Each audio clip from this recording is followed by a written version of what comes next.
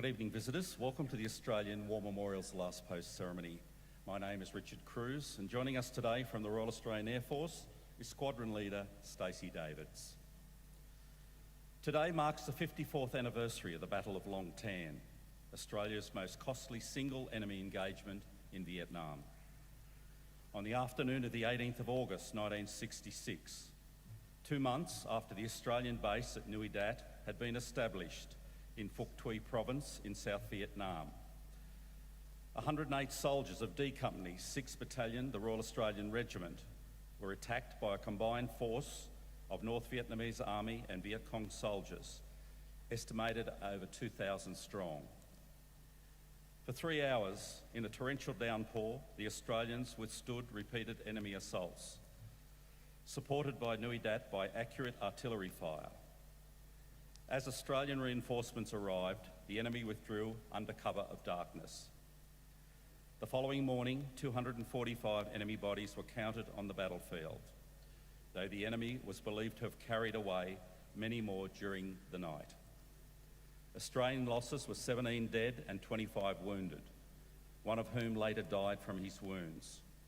Their average age was just 21 years old.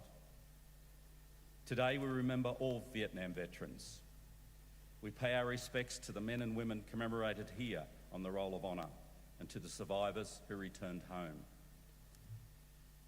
Today we warmly welcome Mr John King, President of the Returned and Services League of Australia, ACT branch. Mr John Webster, representing the Air Force Association, ACT division. And as always, we welcome the veterans who have served, those that are still serving, and the families that love and support them. We acknowledge the members of RSL Services Clubs Association, RSL Victoria and RSL Queensland, who are watching the broadcast of this ceremony across Australia. And during this evening's ceremony, wreaths will be laid at the base of the Pool of Reflection by visitors to the memorial. If you're able, please stand for the National Anthem.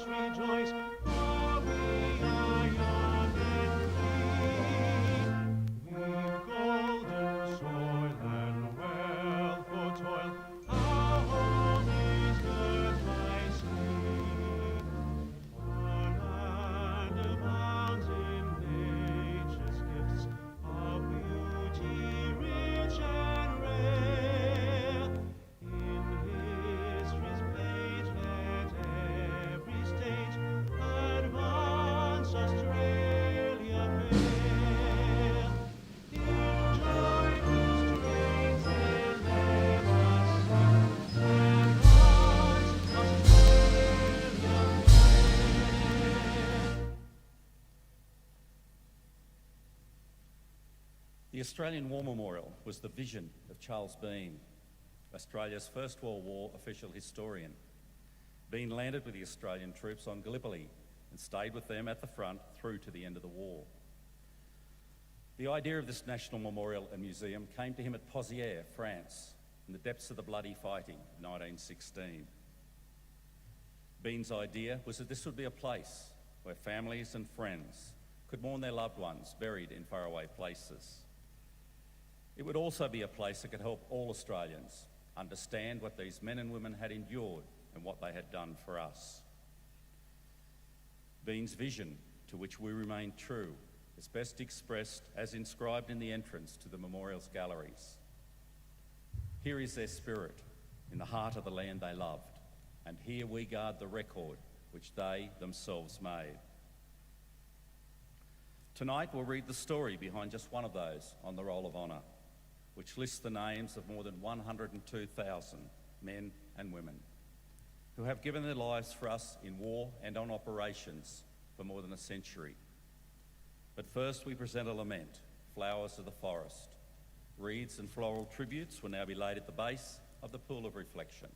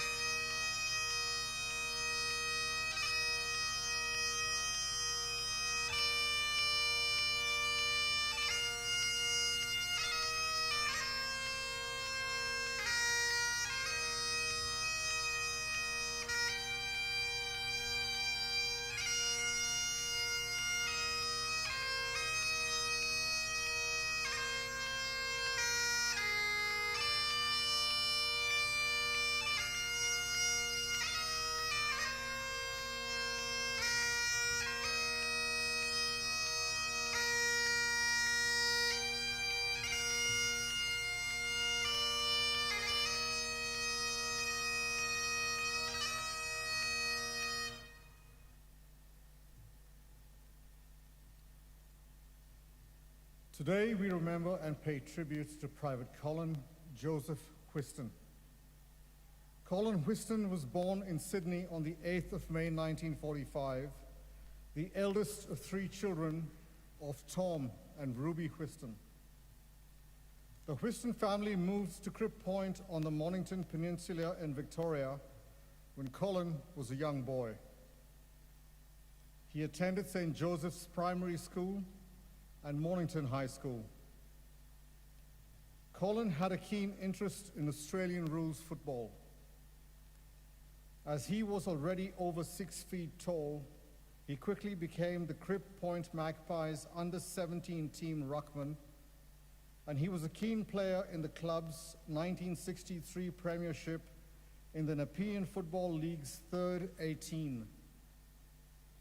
He also enjoyed playing tennis and loved fishing.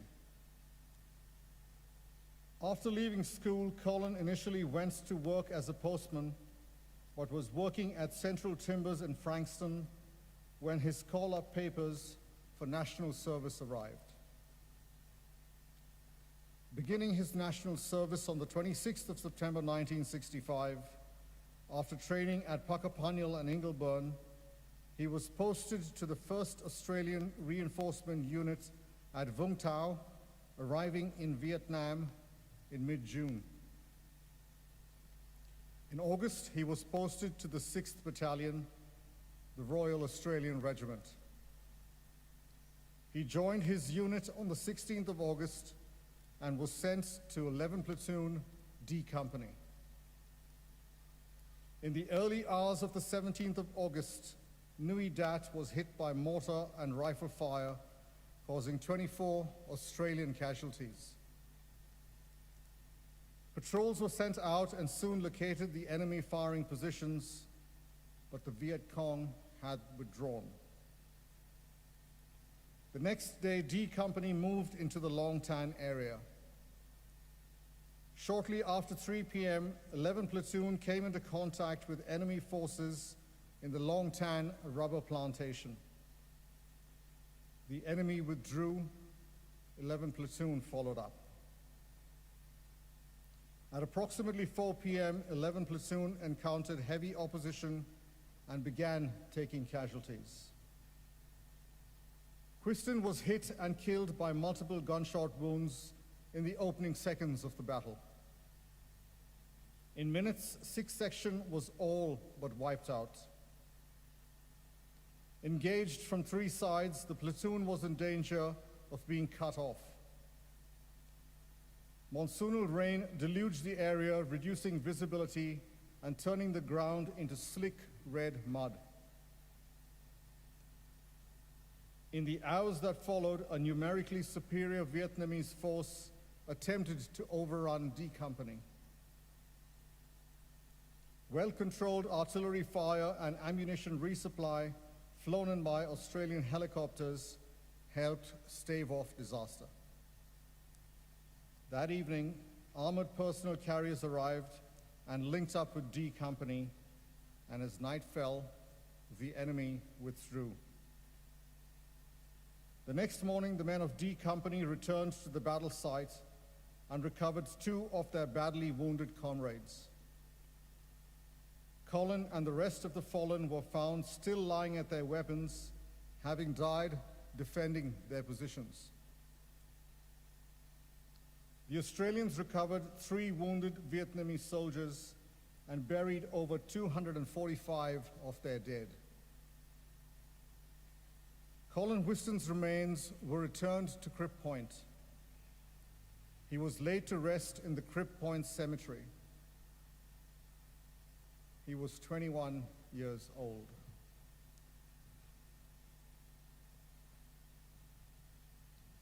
When his father Tom, a Second World War veteran, passed away in 1993, he was laid to rest next to his son. Colin Parade, which leads to the Crib Point Reserve, is named in his honor. Colin Whiston's name is listed on the Roll of Honor on my left, along with more than 500 others from the Vietnam War. His photograph is displayed today beside the pool of reflection. This is but one of the many stories of service and sacrifice told here at the Australian War Memorial.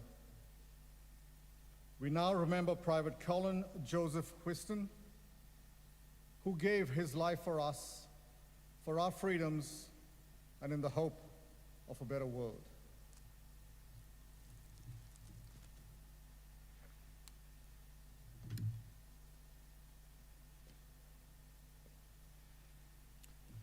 Please stand for the reading of the ode, the sounding the last post.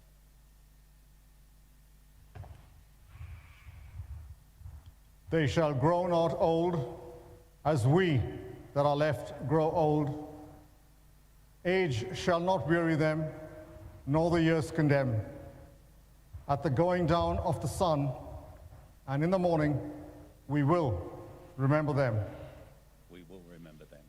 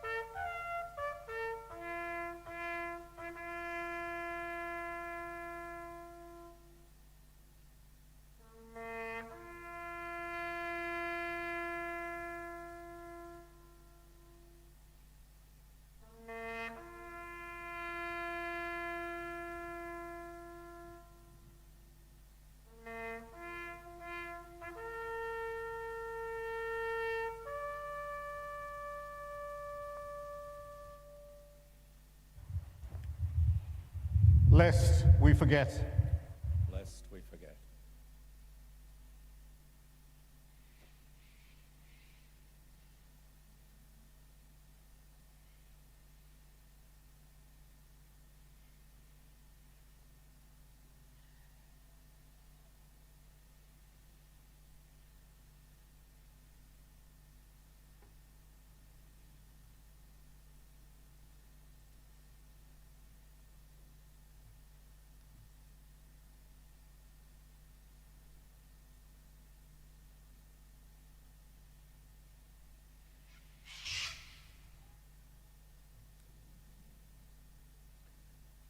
We leave you this evening with the words of the memorial's founder, Charles Bean. Many a man lying out there at Poziere or in the low scrub at Gallipoli, with his poor, tired senses barely working through the fever of his brain, has thought in his last moments, well, it's over. But in Australia, they will be proud of this. Ladies and gentlemen, girls and boys, that concludes this evening's last post ceremony. We thank you for visiting the Australian War Memorial and wish you all a very good evening. Thank you.